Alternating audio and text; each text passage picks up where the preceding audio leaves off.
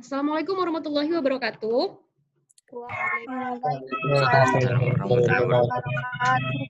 Oke, apa kabar Nak?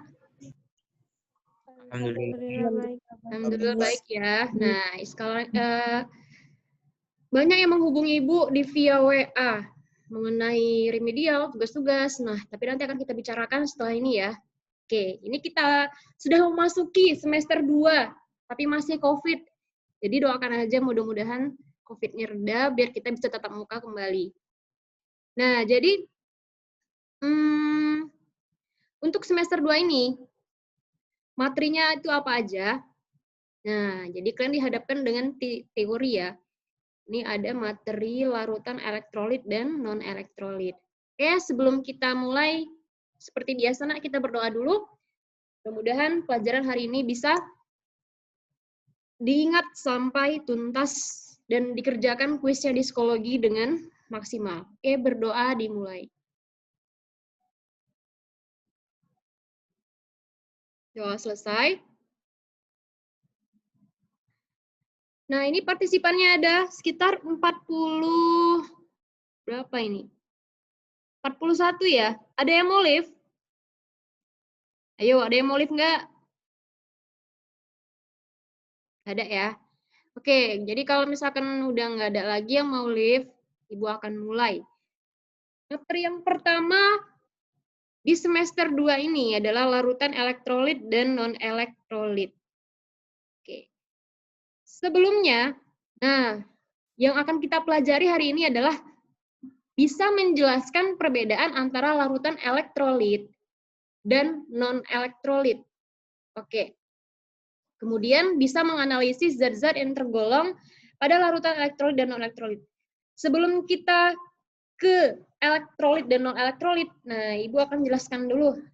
Ada kata larutan di situ. Ayo, larutan itu apa? Kalau dalam kehidupan sehari-hari, kalian sering dengar larutan. Nah, menurut definisi kalian sendiri, larutan itu apa, Nak?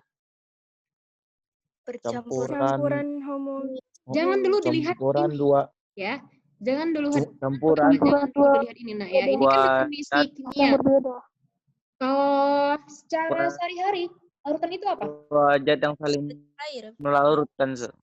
Oke, ya. Bukan sur ya, Nak, ya. Oke, nah, jadi kalau dia larutan, ada kata larut di situ. Berarti ada yang dilarutkan dan ada yang melarutkan. Nah, maka kalau kita flashback ke matrikulasi semester lalu, larutan itu termasuk suatu campuran. Nah, homogen. Kenapa dikatakan homogen? Ayo, apa arti homogen? Ada yang masih ingat? Sama, Miss. Sama, sejenis. Nah, artinya ada dua zat yang dicampurkan, tidak bisa dibedakan lagi komponen penyusunnya. Zat A dan zat B dicampurkan. Tidak bisa kalian bedakan lagi, oh ini zat A, oh ini zat B. Mereka sudah bercampur secara homogen. Nah, itu ya. Oke, maka dikatakan dia sama atau sejenis.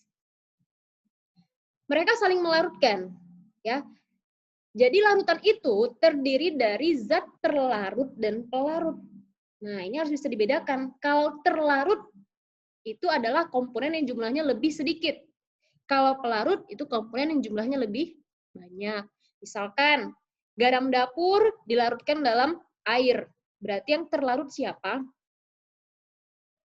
Garam dapur. Garam dapur. Oke, maka airnya sebagai pelarut. Bisa ya? Nah, itu adalah pengantar saja. Nah, sekarang kita masuk ke larutan yang pertama, yaitu elektrolit. Oke, nah, elektrolit ini berasal dari kata elektro, yang artinya adalah, apa arti elektro? Listrik, Miss. Yes, listrik. Nah, berarti artinya apa? Larutan itu bisa menghantarkan listrik. Nah, dari mana kita bisa mengetahuinya suatu larutan itu bisa menghantarkan listrik? Kalau kita nanti hubungkan dengan suatu rangkaian, ada anoda, ada katoda, ada kabel, ada lampu, maka dia bisa menyalakan lampu larutannya. Karena kenapa? Karena di sini ada listrik. Oke, jadi sekarang kita ke definisi dulu, nak ya. Yang dimaksud dengan larutan elektrolit adalah larutan yang bisa menghantarkan Listrik. listrik. Oke, nanti akan kita bahas kenapa bisa menghantarkan listrik. Nanti akan kita bahas. Jadi, kalau dia bisa menghantarkan listrik, ciri-cirinya apa? Nah, kalau dia diuji dengan alat uji elektrolit, maka lampunya akan nyala. Terus apalagi? Dapat menimbulkan gelembung-gelembung gas pada elektroda. Nah, contoh larutan elektrolit adalah, nah ini. Namun, supaya lebih gampang, nak ya, larutan elektrolit itu adalah sebenarnya adalah apa aja? A, B, G. Nah, apa itu A? A ini adalah asam. B ini adalah basa. G ini adalah garam. Jadi semua asam, basa, garam itu adalah termasuk larutan elektrolit. Sekarang Ibu mau tanya nih sama si Mukti Salim. Mukti Salim. Nah, ayo. Mukti Salim, contoh asam itu apa, nak? Yang kamu tahu asam. Cuka, Miss. Oke, cuka. Bagus ya, cuka. Nah, kalau basa? Garam, Miss. Wah, masa garam basa? Garam itu ya garam, nak. Ya, oke. Nanti akan Ibu jelaskan lagi. Sebenarnya asam, basa, garam ini kan udah kita pelajari di matrikulasi. Ya kan? Udah dipelajari. Asam itu contohnya ini, basa itu contohnya ini, garam itu ini. Dan ciri-ciri asam itu apa? Basa itu gimana? Garam itu apa? Ini kan udah kita pelajari di matrikulasi. Ya, coba nanti kalian buka lagi modulnya, ya nak ya. Nah, oke. Nah, jadi kalau ada pertanyaan, Bu, tadi katanya larutan elektrolit bisa menghantarkan listrik. Kenapa? Nah, kenapa? Karena ini jawabannya, nak. Jadi dia bisa menghantarkan listrik karena dalam larutan elektrolit menghasilkan ion-ion yang bergerak bebas. Ini ya keywordnya, ini kata kuncinya. Dia bisa menghasilkan ion-ion yang bergerak bebas. Jadi adanya ion-ion ini, inilah yang mengakibatkan timbulnya apa? Listrik. Nah, jadi nanti kalau kita pelajari lebih lanjut sebenarnya, ion-ion itu bisa menghasilkan apa, nak? Bisa menghasilkan elektron. Nah, dia bisa menghasilkan elektron. Dengan adanya elektron itulah timbul yang namanya apa? Listrik. Oke. Kalau ini Ibu tanyakan lagi, bisa dijawab? Bisa ya? Kenapa larutan elektrolit bisa menghantarkan listrik? Karena di dalamnya terdapat ion-ion yang bergerak bebas. Nah, ion-ion itu bisa menghasilkan elektron. Elektron itulah yang menyebabkan timbulnya listrik. Nah, sehingga apa? Lampunya bisa menyala, kemudian pada elektrodanya ini nanti ditemukan banyak gelembung-gelembung gas. Ya, itulah yang dikatakan dengan larutan elektrolit. Paham? Paham, Miss. Paham, Miss. Sip. Kita lanjut ya. Nah, ternyata larutan elektrolit itu, nak, ada dua dibedakan. Ada sifatnya yang kuat, ada sifatnya yang lemah. Oke, ini ada gambarnya. Dari gambar ini kalian bisa temukan perbedaan bahwasanya yang elektrolit kuat lampunya ini apa? Terang dia kan. Sedangkan elektrolit lemah lampunya redup. Iya, redup. Nah, apa yang menyebabkan sehingga elektron itu ada yang kuat, ada yang lemah? Oke, ini dia ya. Kita akan bahas satu-satu dulu. Yang pertama dari elektrolit kuat. Nah, elektrolit kuat itu adalah larutan yang terionisasi sempurna. Ini dia. Sempurna atau memiliki derajat ionisasi atau alfa sama dengan 1. Nah, ini contohnya apa? Ini perhatikan, nak ya. Di sini kalian harus mulai fokus. Perhatikan. HCl. Kalau Ibu tanya, ini asam atau basa? Asam. Asam apa namanya? Asam klorida. Yes, asam klorida. Nah, asam klorida ini dia bisa terionisasi. Nah, yang dimaksud dengan terionisasi itu adalah terurai, menghasilkan atau menjadi ion-ion. Tahu apa itu ion? Karena ion itu kan ada dua. Ada ion positif, dan ion negatif. Ion itu apa? Ion itu adalah atom yang Bermuatan, Miss. bermuatan, bisa bermuatan positif, bisa bermuatan negatif. Nah, kalau ion yang bermuatan positif itu disebut dengan Kation. kation. Sedangkan ion yang bermuatan negatif itu disebut dengan Anion. Anion. iya, anion. Maka HCl dalam air dia bisa terionisasi, menghasilkan ion positif dan ion negatif. Nah, apakah ada lagi hasilnya? Tidak ada. Yang dihasilkan dalam reaksi ionisasi cuma dua, satu ion positif, satu ion negatif. Maka H positif dan Cl negatif. Nah, dengan adanya ion-ion ini apa, Nak? Inilah yang menyebabkan timbulnya listrik tadi. Ya, timbulnya listrik. Nah, jadi di sini dikatakan ada reaksi ionisasi berjalan searah. Ini maksudnya, tanda panahnya ini hanya satu arah, yaitu ke arah kanan. Nah, ada maksudnya ini, Nak. Kan kalau dalam kimia ada tanda panah yang satu arah, ada tanda panah yang dua arah. Nah, coba bedakan dulu dua ini. Kalau satu arah artinya apa? Yang sebelah kiri, zat sebelah kiri ini semuanya terurai menjadi zat yang ada di sebelah kanan.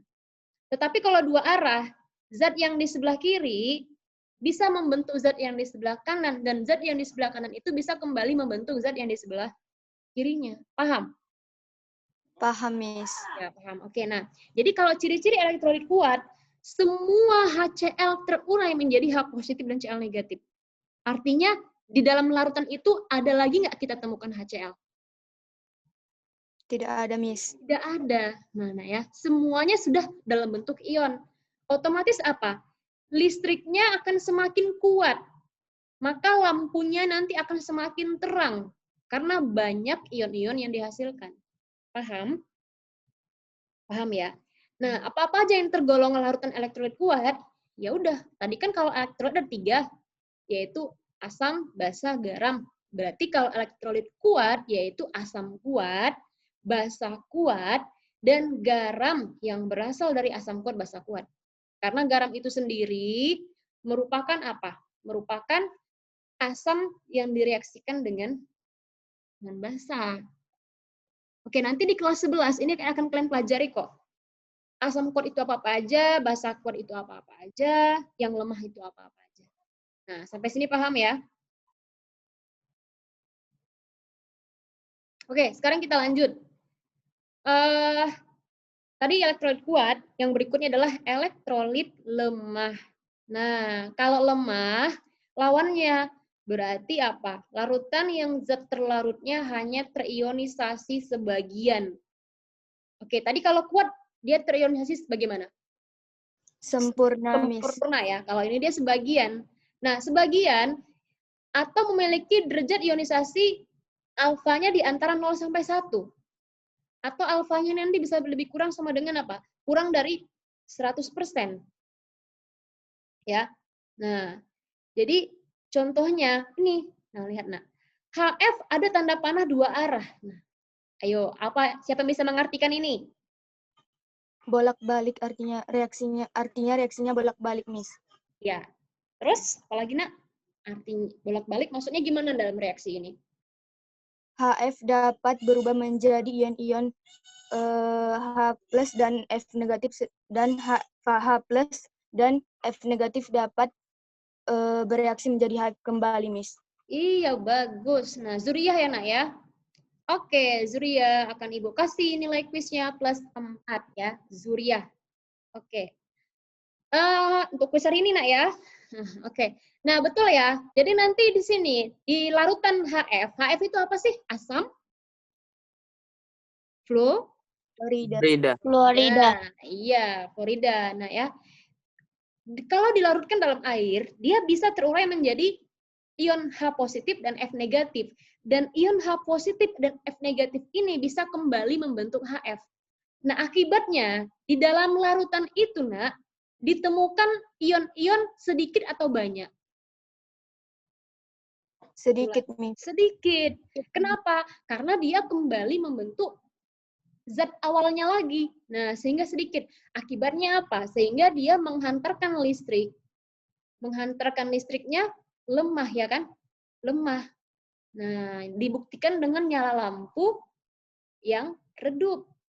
Oke, itulah dia. Nah, jadi apa-apa aja yang tergolong elektrolit lemah, yaitu yang pasti selain dari asam kuat, basa kuat, dan garam. Yang berasal dari asam kuat dan basa kuat ya. Berarti asam lemah, basa lemah, ya kan? Oke, nah ini ada tabel ya, perbedaan antara si elektrolit kuat dengan lemah. Oke, kalau dia kuat terionisasi sempurna, lemah sebagian, kemudian elektrolit kuat jumlah ionnya banyak, yang lemah sedikit, ini daya hantar listriknya kuat, yang lemah itu pasti lemah. Derajat ionisasi mendekati 1. Ingat ya, kalau sempurna itu berarti alfanya kan 100%, artinya dia semua 100% terionisasi, itu maksudnya. Nah, 100% itu kan sama dengan 100/100 atau 1 ya. Nah, kalau dia yang elektrolit lemah berarti kan kurang dari 100%. Berarti nilai alfanya ada di antara 0 sampai 1. Paham? Halo. Paham. Oke, kalau paham, kita lanjut nih. Ini waktunya tinggal 13 menit lagi ya. Oke, nah ini ada, Ibu rasa ini dibahas nanti aja ya, supaya kalian nggak bingung. Nah, ini ada ciri-ciri larutan non-elektrolit. Nah, kalau dia non, berarti lawannya dari elektrolit. Kalau tadi elektrolit kan bisa menghantarkan listrik, berarti kalau non, Tidak tidak bisa menghantarkan listrik. Nah, jadi contohnya apa? Contohnya salah satunya adalah gula. Jadi ingat aja kalau dia non elektrolit, contohnya adalah gua, yaitu gula, urea, dan alkohol. Semua gula, nah ya, gula itu kan banyak. Gula itu enggak hanya gula pasir kan? Ada jenis-jenis gula. Ada apa? Yang kalian ketahui Gula ada aren. glukosa, gula aren. Oke, nah ya. Gula aren. Nah, tapi kalau di sini kan kita bicara senyawa kimianya, nak ya. Kalau ada glukosa, apalagi gula? Fruktosa, ya kan? Dan lain-lain nanti akan kita pelajari. Oke. Jadi semua jenis gula, mau itu gula aren, gula pasir, ya, karena itu dia tidak bisa menghantarkan listrik. Begitu juga dengan larutan urea, alkohol, semua jenis alkohol, mau dia tua, mau bir, mau vodka, ya kan? Semua jenis alkohol itu tidak bisa menghantarkan listrik. Kenapa? Kalau Ibu tanya, kenapa mereka nggak bisa menghantarkan listrik? Ada yang tahu? Karena nggak mengandung asam, basa, dan garam. Kurang tepat, nak. Karena tidak mengandung, ayo. Ion. Iya, tidak ada ion. Ion yang bergerak bebas dalam larutannya. Itu penyebabnya. Kenapa gula ini nggak bisa menghasilkan ion? Karena gula itu terbentuk bukan dari ion. Bukan dari senyawa ion. Apa rumus molekul gula? Yang kalian tahu adalah glukosa C6H12O6 kan? Kalau Ibu tanya, komponen penyusun glukosa ini, dia terbentuk dari senyawa kovalen atau senyawa ion? Ayo, pening. Ayo. Apa beda senyawa kovalen dengan ion? Lupa. Ya kan? Ini adalah senyawa kovalen. Kalau dia tadi elektrolit, nah itu dia senyawa ion ya. Nah, perhatikan. C kan non-logam, H non-logam, O non-logam, maka dia senyawa kovalen. Nah, kalau senyawa kovalen bisa nggak terurai menjadi ion-ion? Tidak. Karena dia bukan senyawa ion, hanya senyawa ion lah yang bisa terurai menjadi ion-ion. Nah, artinya di sini tidak ada ion positif dan tidak ada ion negatif. Nah, ya udah, kalau dia larut ke dalam air, dia hanya larut, tidak ada ion-ion yang dihasilkan, sehingga tidak bisa menghantarkan listrik. Paham? Paham, Miss. Paham, Miss. Nah, kalau nggak percaya, coba di rumah. Larutkan coba gula, kacau. Dia hanya sekedar larut, nah, ya tidak ada di situ ion-ion. Artinya kalau kita hubungkan dengan suatu bola lampu rangkaian listrik, tidak ada perubahan apa-apa. Nah, ya. Kemudian ini tadi penyebabnya ya. Nah, lalu ini ada beberapa data eksperimen. Nah, ini biasanya soal elektrolit non-elektrolit itu adalah seperti ini, Nak. Oke, misalkan ini ada beberapa eksperimen, artinya percobaan yang udah pernah dilakukan. Ini senyawanya ada mulai dari Aquades. Apa itu Aquades? Air yang diuapkan, Miss. Sebenarnya hampir tepat nih, Sina, ya. Aquades itu adalah air hasil penyulingan. Ya, nah, betul ya, diuapkan. Tapi setelah diuapkan, dia diapain? Diembunkan lagi. Sehingga apa? Sangat murni airnya. Ya.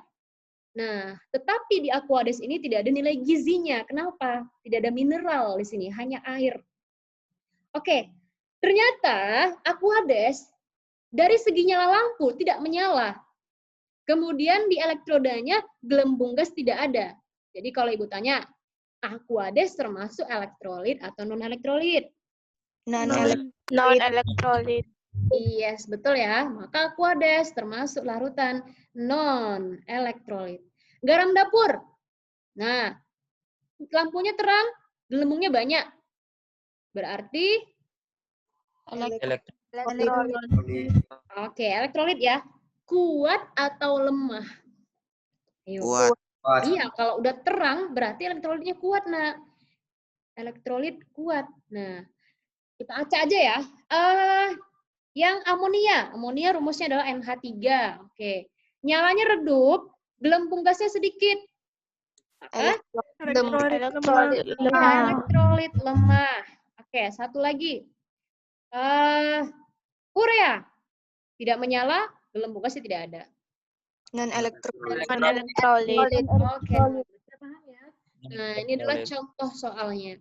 Oke, nah gimana gambar rangkaiannya, Bu? Oke, ini ada suatu percobaan. Bahan yang kita pakai adalah garam dapur. Apa rumus kimia garam dapur? NaCl. NaCl ini, Nak, kalau dia termasuk elektrolit kuat ya. Elektrolit kuat. Nah, kenapa? Oke, karena dia termasuk garam yang berasal dari basa kuat dan asam kuat. Ini kalau diionisasikan, maka ionisasinya searah ya, karena dia elektrolit kuat. Akan terionisasi menjadi apa? Ada yang tahu? Na plus Cl minus. Iya, Na positif dan Cl negatif. Nah, ini adalah kationnya. Ini adalah anion. Nah, maka di dalam larutan ini karena ada kation dan ada anion, nah sehingga dia bisa menghasilkan elektron-elektron. Ya, jadi dia bisa menghantarkan listrik. Nah, itu dia. Kemudian ini adalah asam cuka. Begitu juga dengan asam cuka ya. Oke, asam cuka apa rumus kimianya, Nak? Ada yang tahu? Ayo, asam cuka. Asam cuka itu adalah CH3. CH3COOH. Iya, CH3COH. Nah, kalau Ibu tanya, Nak, ini asamnya kuat atau lemah? Lemah, Miss. Iya, lemah. Sehingga tanda panahnya searah atau dua arah? Dua arah. Iya, dua arah ya. Nah, terurai membentuk apa dia? Ayo. Ya, ini terurai membentuk yang namanya asam, Nak, ya. Mau asam apapun itu. Kalau dia terurai selalu membentuk ion H positif. Maka sisanya adalah ini CH3 COO-, ya. Mau dia asam klorida yaitu HCl, dia terurai membentuk H positif. Itulah ciri-ciri asam. H itu artinya hidrogen. Inilah zat asamnya. Maka kalau asam itu ciri-cirinya selalu menghasilkan ion H positif. Apalagi contoh asam yang kalian ketahui? Satu lagi. Ayo. Asam. Asam klorida. Udah nih, Nak, asam klorida. Satu lagi. Asam askorbat. Asam Asam askorbat. askorbat. Nah, itu rumus kimianya panjang sekali. Yang pendek aja. Apa? HNO3. Asam nitrat. Iya, asam nitrat ini ya. Nah, ini terurai menjadi apa? H positif dan NO negatif. iya. Nah, kan semuanya ada H-nya. Berarti dia adalah asam. Itu ciri-cirinya. Oke. Paham? Paham ya? Paham, Miss. Oke. Nah, kalau gitu Ibu rasa sampai sini dulu pertemuan kita. Kalian bisa akses psikologinya dan jawab kuis-kuisnya ya. Nah, nanti Ibu akan share PPT yang udah kita pelajari ini di psikologi. Oke. Ada yang mau bertanya? Pas kira-kira ya. Oke, kalau begitu Ibu sudahi. Assalamualaikum warahmatullahi wabarakatuh. Waalaikumsalam warahmatullahi wabarakatuh.